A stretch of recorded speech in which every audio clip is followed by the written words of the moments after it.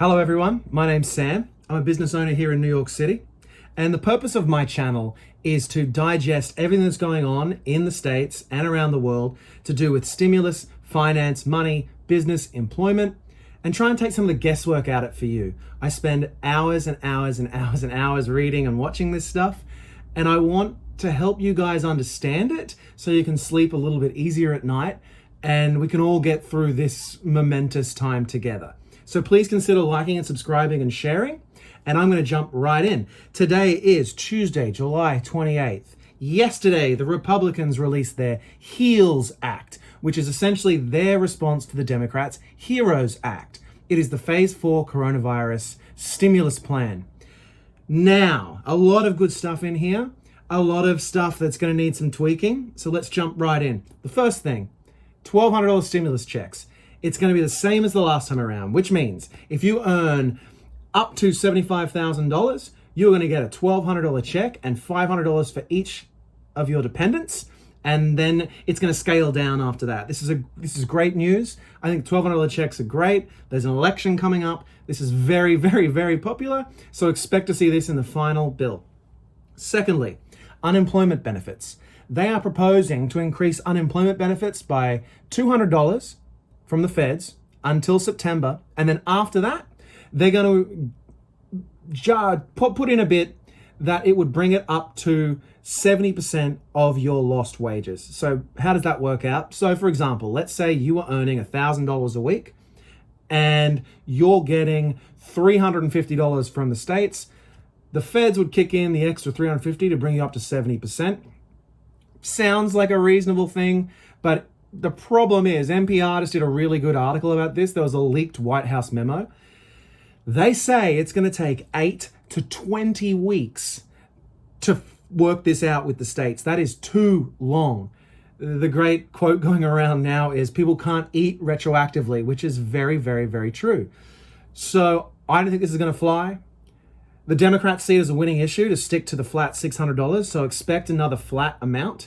I think that maybe it might be pegged to the unemployment rate. So once it drops below a certain percent, you start to gradually lose that extra benefit. I think that's a really good idea.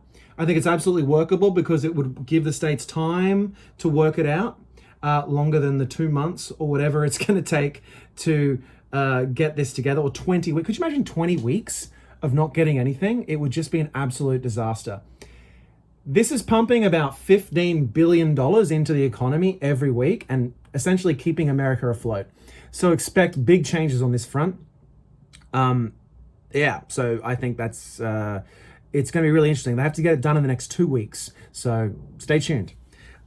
There's no moratorium on evictions, which I think is a dreadful oversight. The last one ran out on July the 24th. So there's no way a bill's going to get through without some sort of federal mandated rental moratorium. So stay tuned for negotiations on that. That could be really interesting. And frankly, it just needs to happen. There's no aid for the states too, which is a huge oversight. Now, I understand the point of view that the Republicans don't want to bail out states. I get that. But they have huge budget shortfalls because of this. States run on taxes. If people aren't spending money, if they're not buying real estate, if they're not buying things from the local store, they're not getting all of those tax revenues. At the same time, they're having to kick in unemployment on an unprecedented amount. So there's huge holes in the state budgets. This has to be solved. This isn't a blue versus red issue. This is a national issue.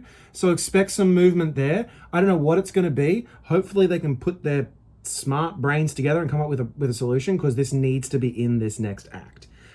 There's a 5-year liability shield for businesses. Now, this is a sticking point. I think that there absolutely needs to be some sort of liability shield for businesses, but it has to be tied to maybe OSHA regulations or CDC regulations or something, so that we are not being put in a dangerous situation where potentially we could contract this virus and potentially die. The difficult thing is a lot of these regulations around workplaces are state level regulations. So for the feds to move in on this is a big power grab. Well, I don't know what's going to happen here. This is definitely something the Republicans need. So if the Republicans need this liability shield and the Democrats need the $600, I think that's where they're going to trade their horses. And hopefully we come up with some compromise on both fronts. I feel pretty strongly about that.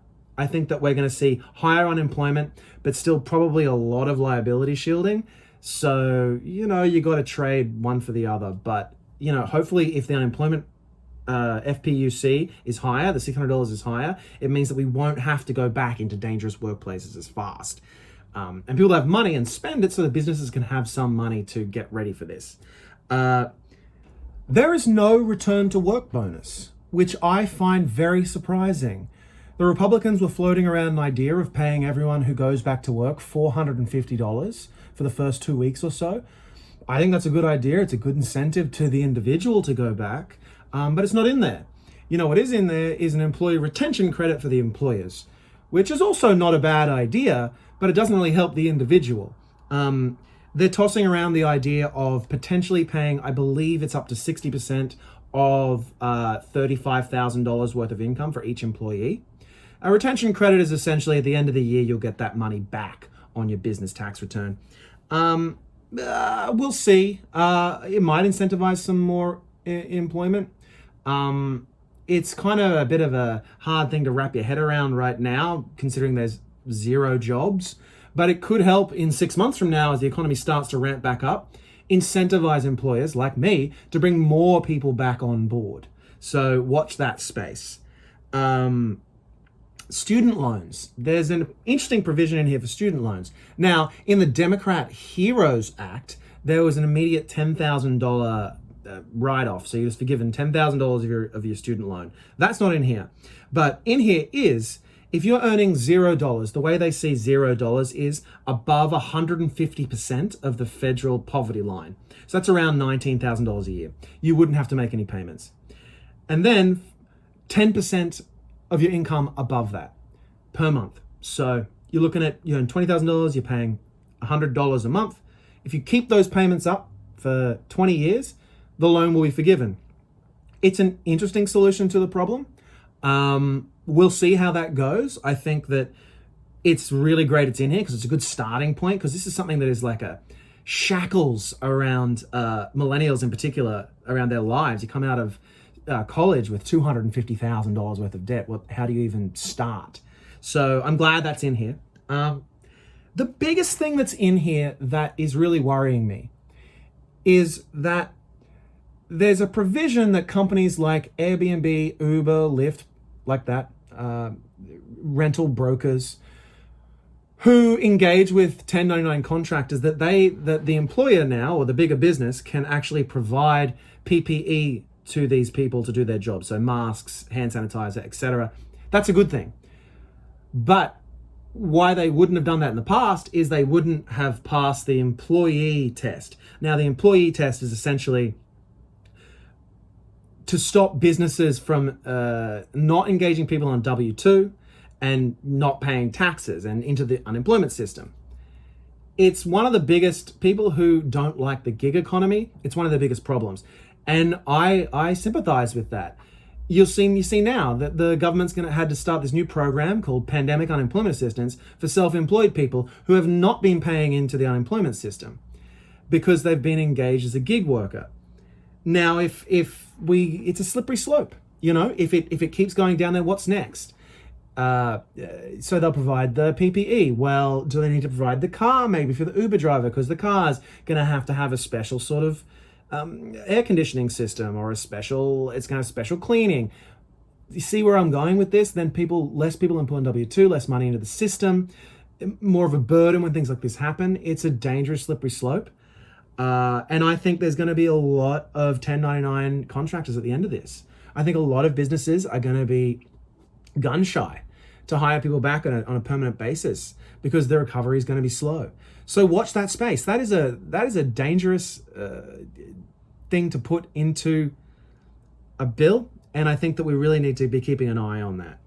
And one last thing, there was some money there for an FBI building. I don't know how these things slip into these bills. It is crazy to me. There is no way on God's green earth that there is going to be money for an FBI building in this bill. So you don't have to worry about that. But that is just I don't know what they're thinking. But that's it from me today. I'm going to have more videos coming up. I'll talk tomorrow. This is going to move very quickly over the next couple of weeks. So stay tuned. I hope this has helped out. Please like, subscribe, share, comment, ask me any questions. I'll gladly help. And I'll see you on the next one. Thanks.